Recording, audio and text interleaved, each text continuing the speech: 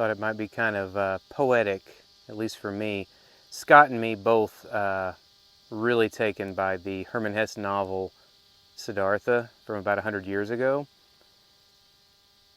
There's a point where he lives his life, etc., and he comes to the conclusion what's he doing? It's fine to live for material gain, but there's a point where you got to let that shit go. Live life. We're not here forever. And I mean, a person says like, hey, you'll be 48 next year. If you quit, you're so young. Okay, add 12 years to that. I'll be 60 if I live that long. So again, 99, probably 99.999 won't get this. That's fine. This is for like the 0.01% that actually has ears to hear. Siddhartha, Hermann Hesse, great novel. When he kind of came to the same conclusion I am, here it is. In this senseless cycle, he ran himself weary, ran himself old, ran himself ill.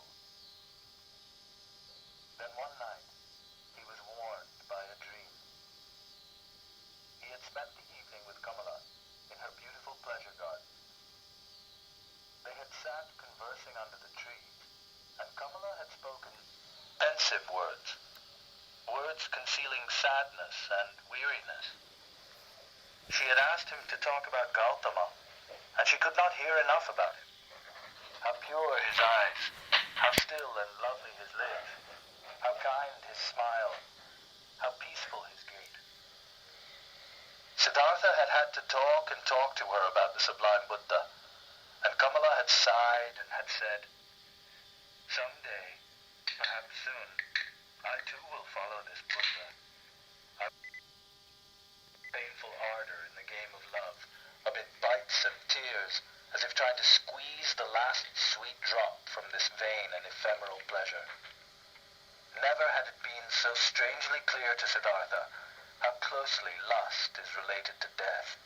Next, he had lain at her side, and Kamala's face had been near his, and under her eyes and next to the corners of her mouth, he had more clearly than ever before read an anxious handwriting, a writing of fine lines, of quiet furrows, a writing that recalled autumn and old age, just as Siddhartha himself, though only in his 40s, had noticed gray hairs here and there in his black hair.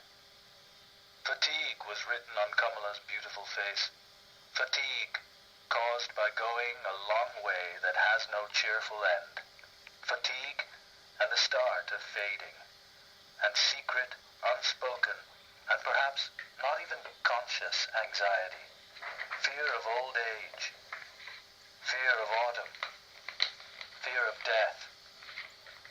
He had parted from her with a sigh, his soul full of surfeit and full of secret anxiety. Then Siddhartha had spent the night in his house with wine and dancing girls, had played the superior to his peers, the superior man that he no longer was. He had drunk a lot of wine and gone to bed long after midnight, weary and yet agitated, on the verge of weeping and despairing, and tried but failed to find sleep. His heart was full of a misery that he thought he could no longer bear, full of a disgust that permeated him like the tepid, repulsive taste of wine, the all too sweet and bleak music, the all too soft smiles of the dancing girls, the all too sweet scent of their hair and breasts. But above all, he was disgusted at himself, at his fragrant hair, at the smell of wine from his mouth, at the slack fatigue and surfeit of his skin. Like someone who has eaten or drunk too much and vomits it up, tormented and yet glad about the relief, the sleepless man, in a tremendous surge of disgust, wished he were rid of these pleasures, these habits, this whole senseless life, and himself. It was not before the glow of morning and the first bustle outside his townhouse that he fell asleep, that he found a half-numbing, an inkling of sleep for a few moments. And in those moments, he had a dream. Pamela kept a small, rare songbird in a gold cage. He dreamed about this bird. He dreamed that this bird, which normally sang in the morning, had grown mute. The proverbial And gilded noticing cage. this, he went over to the cage and peered Golden inside. handcuffs that we're all in. The little bird was dead, lying stiff on the bottom. That's us. He took it out, weighed it in his hand for a moment, and then threw it away, out into the street. And at that same moment, he was terribly frightened, and his heart ached as if, with this dead bird, he had thrown away all value and all goodness. Because that's us. Jumping up from this dream, he felt a profound sadness. He had, it seemed to him, been leading a worthless life, worthless and senseless. No living thing, no precious thing, nothing worth keeping had remained in his hands. But He stood alone if and empty, we can push through, like a most men that want. Now all was good. this was his He could awakening. have remained with Kamaswamy for years, acquiring money, squandering money, fattening his belly, and letting his soul go thirsty. He could have gone on living for years in that gentle, well-cushioned hell. Well-cushioned hell. 99% of you guys will choose that. And I wish you the best of luck. But for the 1%, probably the less than 1%,